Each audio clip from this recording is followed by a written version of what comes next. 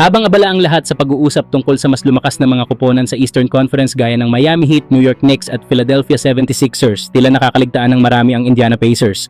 Ngunit sa totoo lang, isa sila sa mga koponang pwedeng magulat ang buong NBA sa darating na season. Ang pinakamalaking dahilan ay ang pagbabalik ng kanilang superstar na si Tyrese Haliburton. Matatandaang huli siyang naglaro noong Game 7 ng NBA Finals laban sa Oklahoma City Thunder bago siya nagtamo ng malubhang Achilles injury. Dahil sa pagkawala ni Haliburton, nahirapan ang Pacers sa nakaraang season at hindi sila nakapasok sa postseason. Ngayon, ibang-iba na ang sitwasyon. Healthy na muli si Haliburton at handa ng pamunuan ng Indiana sa panibagong kampanya. Kilala siya bilang isa sa pinakamahusay na playmaker sa NBA, may napakagandang court vision, mataas ang basketball IQ, at kayang gumawa ng tamang desisyon sa pinakamahihirap na sitwasyon. Kapag nasa loob siya ng court, mas gumaganda ang opensa ng buong koponan. Hindi lang si Haliburton ang magandang balita para sa Indiana. Meron na rin silang bagong sentro na si Ivica Zubac na naging kapalit ni Miles Turner matapos itong lumipat sa Milwaukee Bucks. Si Zubac ay isa sa pinakasolid na traditional center sa liga. Malakas siyang rebounder, mahusay dumepensa sa pintura, mahusay sa pick and roll at nagbibigay ng matatag na presensya sa ilalim ng ring. Isang bagay na malaking maitutulong sa Pacers. Dagdag pa rito ang veteranong forward na si Larry Nance Jr. Kilala siya sa kanyang depensa, hustle, rebounding at kakayahang bantayan ang iba't ibang posisyon. Isa siyang uri ng manlalaro na gumagawa ng maliliit na bagay na malaking epekto sa panalo ng koponan. Ang maganda pa nito ay meron din siyang outside shooting. Nariyan din si Kelly Oubre Jr., isang athletic wing na kayang umiskor sa iba't ibang paraan. Malakas siyang umatake sa rim, may maayos na outside shooting at kaya ring dumepensa sa mga kalabang scorer. Kapag nag-init ang kanyang opensa, kaya niyang baguhin ang takbo ng isang laro. Sa kombinasyon ni Tyrese Haliburton, Pascal Siakam, Ivica Zubac, Larry Nance Jr., Kelly Oubre Jr. at ng iba pang mahuhusay na role players, mas balanse ngayon ang Indiana Pacers kumpara sa mga nakaraang taon. May playmaking, shooting, depensa, rebounding at lalim na ang kanilang roster. Hindi man sila ang paborito ng marami, hindi dapat maliitin ang Indiana Pacers. Kapag nanatiling healthy ang kanilang mga pangunahing manlalaro at mabilis na nagkaroon ng chemistry ang bagong roster, malaki ang posibilidad na maging isa sila sa pinakamapanganib na koponan sa Eastern Conference. Ang tsansa nilang makabalik sa NBA Finals, hindi ito magiging madali dahil napakalakas ng kompetisyon sa East. Ngunit kung maibabalik ni Haliburton ang kanyang All-NBA form at mag-click ang kanilang bagong lineup, may sapat silang talento para umabot sa Eastern Conference Finals at may tunay na pagkakataong makabalik sa NBA Finals.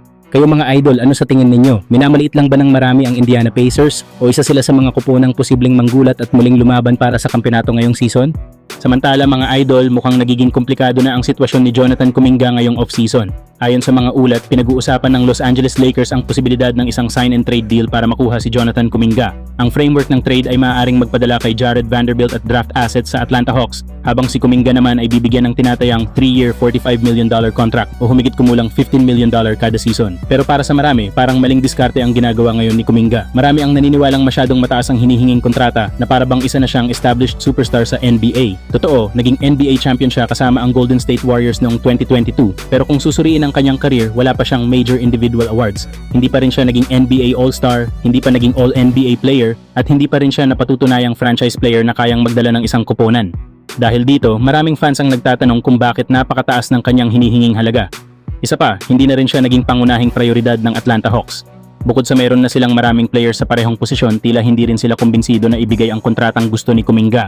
Kaya naman hindi na kinuha ng Atlanta Hawks ang team option ni Kuminga, habang handa na sanang sumugal ang Los Angeles Lakers upang makuha siya sa pamamagitan ng sign and trade. Kung matutuloy sana ito, napakalaking oportunidad iyon para kay Kuminga. Sa Lakers, malaki ang posibilidad na maging starter siya at makalaro kasama ang dalawa sa pinakamahuhusay na playmakers sa liga na sina Luka Doncic at Austin Reeves. Sa ganitong sitwasyon, mas madali sana niyang maipapakita ang tunay niyang kakayahan dahil marami siyang makukuhang open shots at magandang oportunidad sa opensa.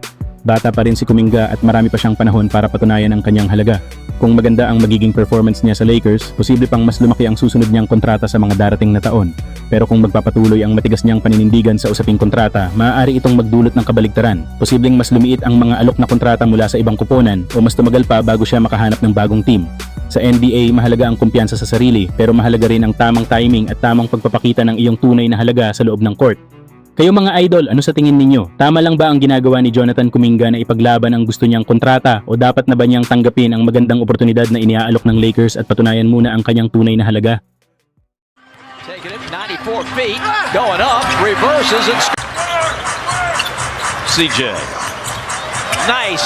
Got to try to get in some open space. Prosper, I'm watching him